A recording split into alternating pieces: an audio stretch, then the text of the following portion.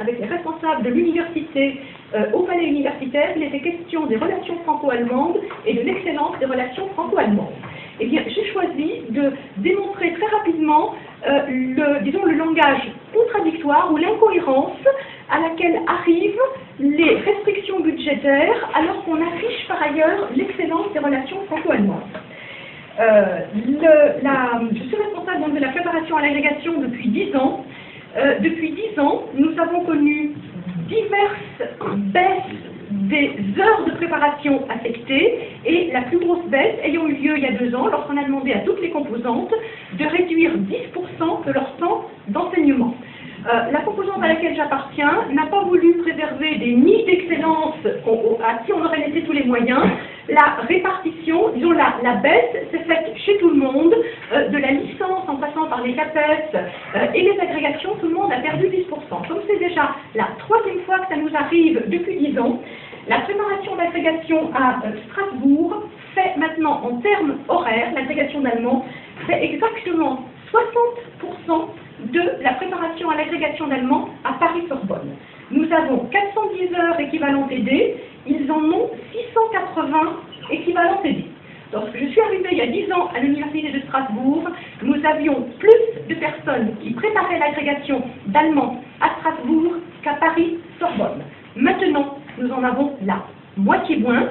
Alors évidemment, dans ce contexte, non seulement les chiffres baissent en absolu, ce qui est normal, quand on a moins de gens qui préparent, on a forcément moins d'admis aussi. Nous avons maintenant exactement, non seulement la moitié des admis, mais c'est Paris-Sorbonne qui a réussi à placer parmi les 29 qui ont réussi 5 parmi les premiers, les 12 qui ont réussi chez nous l'agrégation et interne et externe sont répartis de façon beaucoup plus générale. Alors si je prends ce discours-là, ce n'est pas pour pleurer sur une excellence perdue, dans la mesure où la composante à laquelle j'appartiens a fait le choix de réduire démocratiquement. Mais d'une part, c'est en contradiction totale avec ce qui a été affiché il y a 2 heures au panel universitaire sur l'excellence strasbourgeoise, à laquelle on a sans doute prétendu que l'allemand participait.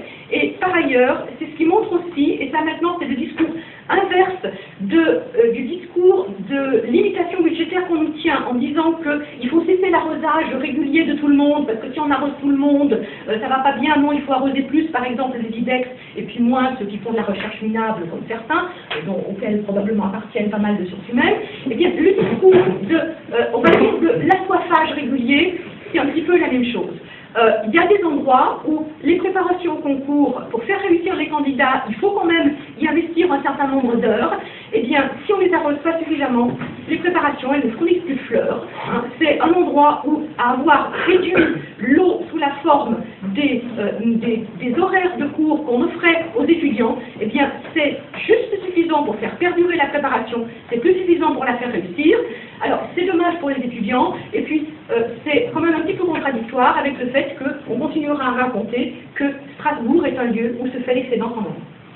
Bravo.